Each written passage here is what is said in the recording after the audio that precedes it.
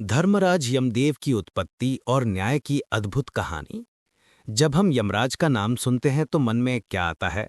भैंसे पर सवार, हाथ में गदा और पाश लिए एक भयानक देवता, है ना? जिनका नाम सुनते ही मन में डर बैठ जाता है। लेकिन क्या आप यकीन करेंगे कि मृत्यु के यही देवता पौराणिक कथाओं के अनुसार कभी स्वर्ग के सबसे सुंदर देवों में गिने जाते थे और अप्सराएं भी उन पर मोहित थीं। तो आखिर ऐसा क्या हुआ कि उनका वो सुंदर रूप एक भयानक स्वरूप में बदल गया? और क्यों उन्हें अपने ही पिता से प्राणियों के प्राण हरने का श्राप मिला? चलिए आज जानते हैं सूर्यपुत्र यम के धर्मराज बनने की इस अद्भुत और रहस्यमयी कहानी को। ये कहानी शुरू होती है देवशिल्पी विश्वकर्मा की पुत्री संज्ञा से, जिनका विवाह सूर्यदेव से हुआ था। देवी संज्ञा सूर्यदेव के प्रचंड तेज और ताप को सहन नहीं कर पाती थीं, जिससे उनका शरीर काला पड़ने लगा था। एक दिन जब सूर्यदेव प्रेम से अपनी पत्नी संज्ञा के पास आए तो उनके असहनीय तेज के कारण देवी संज्ञा ने डरकर अपनी आंखें बंद कर लीं। अपनी पत्नी का ये व्यवहार सूर्यदेव को अपमान जैसा लगा और उन्होंने क्रोध में आकर संज्ञा को श्राप दे दिया। चूंकि तुमने मुझे देखकर अपनी आंखें बंद कर ली हैं, इसलिए तुम्हारा पुत्र प्राणियों का अंत करने वाला, उनके प्राण हरने वाला बनेगा। इसी श्राप के बाद यम का जन्म हुआ, जो अपनी जुड़वा बहन यमी यानी यमुना के साथ इस दुनिया में आए। जन्म से यम बेहद तेजस्वी और सुंदर थे, लेकिन उन पर अपने पिता का दिया श्राप भी था। यम अपने सौंदर्य और शक्ति के लिए तीनों लोकों में प्रसिद्ध हो गए, लेकिन समय के साथ यम को अपने इस रूप पर अभिमान होने लगा। वो अपने असली काम यानी मृत्यु के चक्र को संतुलित रखने में लापरवाही करने लगे। नतीजा ये हुआ कि धरती पर संतुलन बिगड़ने लगा। जब कोई मर ही नहीं रहा था तो पृथ्वी पर भार बढ़ने लगा।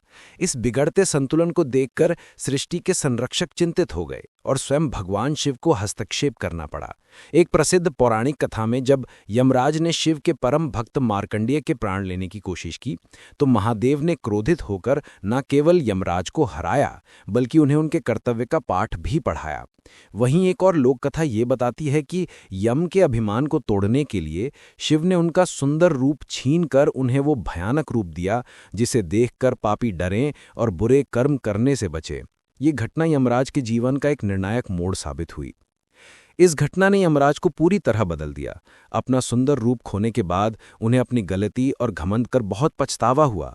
उन्होंने समझा कि कर्तव्य का पालन किसी भी रूप, रंग और शान से कहीं बढ़कर है। इसके बाद उन्होंने पूरी ईमानदारी और निष्ठा से अपना काम संभाला। वे यमलोक के अधिपति बने, जो शास्त्रों के अनुसार दक्षिण दिशा में स्थित है। यहीं पर वे चित्रगुप्त के साथ मिलकर हर आत्मा के कर्मों का हिसाब किताब देखते हैं।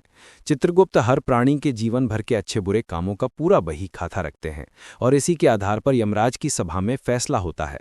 यमराज ये तय करते हैं कि आत्मा को स्वर्ग भेजा जाएगा, नरक की पीड़ा भोगनी होगी या उसे फिर से धरती पर जन्म लेना होगा। उनकी न्याय प्रक्रिया इतनी सटीक और निष्पक्ष है कि उसमें किसी भी तरह के भेदभाव की कोई जगह नहीं है। वे सिर्फ कर्मों के आधार पर न्याय करते हैं, फिर चाहे सामने देवता हो, असुर हो या इंसान। धर्म के अनुसार इसी निष्पक्षता से न्याय करने के कारण उन्हें धर्मराज की उपाधि मिली।